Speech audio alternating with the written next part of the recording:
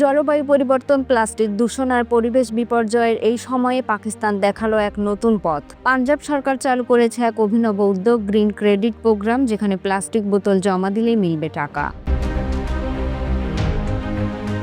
পাকিস্তানের পাঞ্জাব সরকার এই প্রকল্পের মাধ্যমে চায় সাধারণ মানুষ, শিক্ষার্থী, নারী ও তরুণদের পরিবেশ বান্ধব উদ্যোগে সম্পৃক্ত করতে। মূল লক্ষ্য একটি কার্বন ক্রেডিট সিস্টেম গড়ে তোলা এবং একই সঙ্গে রিসাইক্লিং প্রক্রিয়ায় সকলের অংশগ্রহণ নিশ্চিত করা।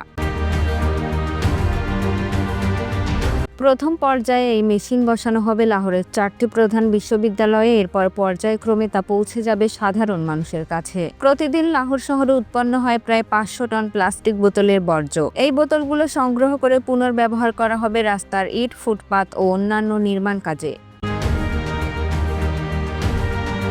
উদাহরণ হিসেবে বলা যায়, 20টি 1.5 লিটারের বোতল আর 40টি আধা লিটারের বোতল জমা দিলে একজন ব্যবহারকারী পেতে পারেন 1000 পর্যন্ত নগদ রুপি। একটা বোতল দিয়ে শুরু হোক সবুজ ভবিষ্যতের পথ চলা। পরিবেশ রক্ষায় এই পদক্ষেপ শুধু পাকিস্তানে নয়, পুরো বিশ্বেই হতে পারে এক অনন্য দৃষ্টান্ত। ডেস্ক রিপোর্ট, প্রতিফলন।